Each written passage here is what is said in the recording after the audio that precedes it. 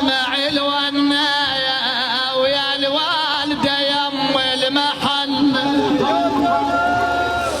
يما يا الوالدة يا الوالدة يم المحن، يما عوض ضعنا ومن الاسر عوض ضعنا.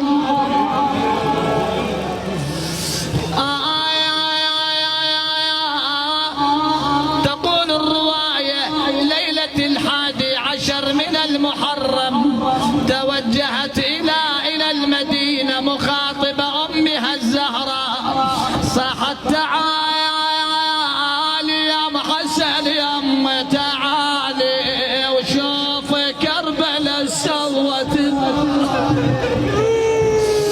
يما أنا شايفك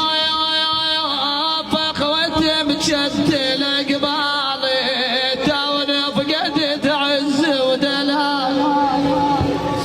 يما يا أم حسن يا أم تعالي لسريع ولا يعوقك عني تراب البقيع. يما خل نروح نشوف عبد الله الرضيع شلون قاطع رقبته جثال. صاحت يما يا ام حسن يا ام تعالي مسرعه خل نروح نريد صوب المشرعه، والله صوب المشرعه يا صوب المشرعه خل نشوف ابو فاضل جفوفه مقطعه.